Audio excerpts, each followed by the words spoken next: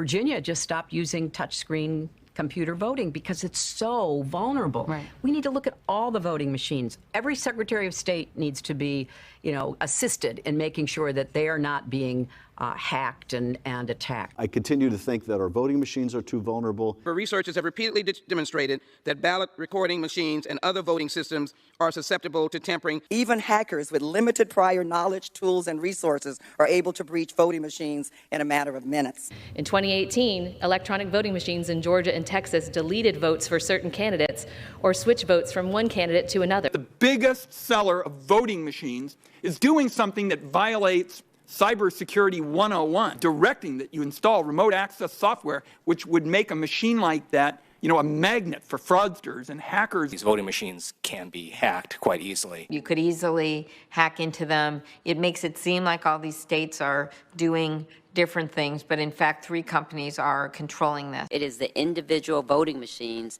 that pose some of the greatest risk. There are a lot of states that are dealing with antiquated machines, right, which are vulnerable to being hacked. Workers were able to easily hack into an electronic voting machine. It was possible to switch votes. 43% of American voters use voting machines that researchers have found have serious security flaws, including backdoors. We know how vulnerable now our systems were. I know the hackathon that took place last year, where virtually every machine was broken into fairly quickly. I actually held a demonstration for my colleagues here at the Capitol, where we brought in folks who, before our eyes, hacked election machines, those that are being used in many states. Aging systems also frequently rely on unsupported software like Windows XP in 2000, which may not receive regular security patches and are thus more vulnerable to the latest methods of cyber attack.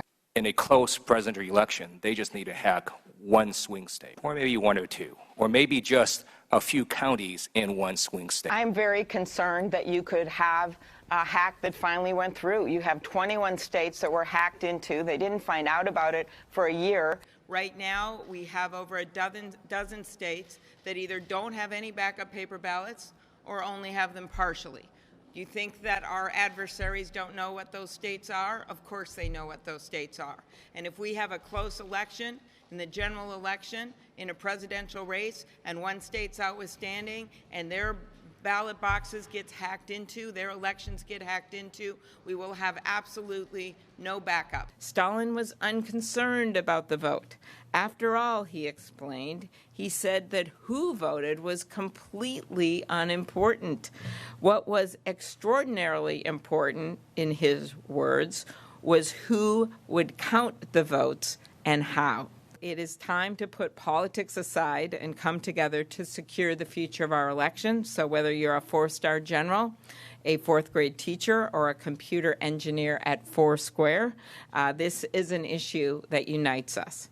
In at least 40 states, elections are carried out using machines that are at least a decade old, and like any technology, they're susceptible to increasing failure with age. Some state officials have had to turn to eBay to find critical components like dot matrix printers, decades-old storage devices, and analog modems. Aging systems also frequently rely on unsupported software like Windows XP in 2000, which may not receive regular security patches and are thus more vulnerable to the latest methods of cyber attack. In 2016, state election websites in Illinois and Arizona were hacked by intruders who installed malware and downloaded sensitive voter information. It is worth fighting for integrity in our election system, which means that they are free from interference by a hostile or an unfriendly nation. Let's put the resources into upgrading the state's elections systems. Because what we know is this, there are a lot of states that are dealing with antiquated machines, right, which are vulnerable to being hacked. I sit on the Senate Intelligence Committee and Senate Homeland Security Committee. And we receive all kinds of information about the vulnerabilities to our national security. We are vulnerable in terms of foreign interference with our elections. It's my understanding that some of the election system vendors have required states to sign agreements that prevent or inhibit independent security testing. There's a saying that I'm sure many of you have heard, which is the difference between being hacked and not being hacked. is knowing you've been hacked. And they are still looking for ways to steal information about voter registration, for example. There are some tax experts in Silicon Valley with whom I have met who say that, maybe what they'll do this next time is to really disrupt the actual election, shut down the servers that you send results to, interfere with the operation of voting machines, because still too many of them are linked to the internet. So we are still very vulnerable. I mean, I can tell you, in Virginia, when I was governor, I had to replace all the machines. Because I remember when I first voted, when I went to Richmond, moved down as governor, I remember I kept voting in the Senate race, kept voting for the Democrat, Republican name kept coming up. 3 times that happened. What do you mean kept coming up? So, we had the touch screens. I was voting for Mark Warner, our senator, and Ed Gillespie's name would light up. Happened to me 3 times. Finally, the 4th time, Mark's name, and I quickly hit vote, and I got out of there. All the cameras are looking at me like, this guy doesn't know how to vote. I mean, what's going on? So then I had an investigation done, and listen to this. I brought in some technology experts. They were able to hack into our machines from off-site in about 5 or 6 minutes, and within 4 minutes, they were able to change a vote. I decertified all the machines. Now in Virginia, we have paper ballots. 43% of American voters use voting machines that researchers have found have serious security flaws, including backdoors. These companies are accountable to no one. They won't answer basic questions about their cybersecurity practices, and the biggest companies won't answer any questions at all. 5 states have no paper trail, and that means there is no way to prove the numbers the voting machines put out are legitimate. So much for Cybersecurity 101. The vast majority of 10,000 election jurisdictions nationwide use election management systems that run on old software that is soon going to be out of date and ripe for exploitation by hackers, according to an exhaustive analysis by the Associated Press. Pennsylvania, Wisconsin, Michigan, Florida, Iowa, Indiana, Arizona, and North Carolina, among others, are all at risk. Even the state of Georgia, which just passed legislation to buy new voting machines, is on track to buy equipment that suffers from this significant cybersecurity weakness. Let's say the election is decided by a small percentage, and people in America don't think that the election was fair. The effect that would have on our 200-year experiment in self-governance, our democratic system, would take a real hit. Our elections weren't secure last week, and they sure as heck aren't secure this week.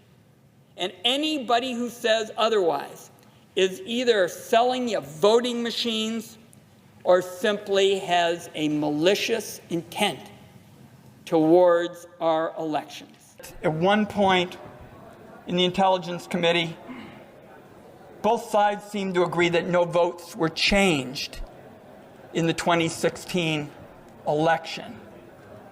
And I said, the experts I talked to say that until you have a forensic analysis of a vote, until you go in there and scrub the whole system, you can't really say that. So they're giving these voting machines specifically the hack into. How successful were they? Well, the ongoing record was they hacked within 90 minutes of being in the same space as the voting machines. Now, these are not hackers that are actually touching the machines. They're doing this from across the room on internet-like connections. But what it demonstrated, Pedro, is that the machines that we count on to make the basic connection between the American voter and the election results are vulnerable if they're in any way connected to the internet. And so when you say hacked, what were they able to do once they gained access to the machines? Oh, all sorts of things. They could manipulate the outcome of the vote. They could manipulate the tally. They could delete the tally. And they could compromise the vote in any number of ways. It was limited only by the hackers' creativity. Just how vulnerable the machines were. I mean, what we found is that these machines were purchased by local voting authorities, state and local voting authorities, maybe 10 years ago. In many cases, the software and the hardware have not been updated, so they're as vulnerable as an old laptop that we might have in your home that you no longer use because it's just so out of date. Then what we found is that the supply chain for these machines is largely unplotted. I mean, we found parts from China, we found digital electronic parts from all over the world. By way of hacking, there's the potential that the actual vote tally could be compromised. So votes could be changed from this to that, or votes could be suppressed, votes could be deleted, votes could be added, so you could actually change the tally itself.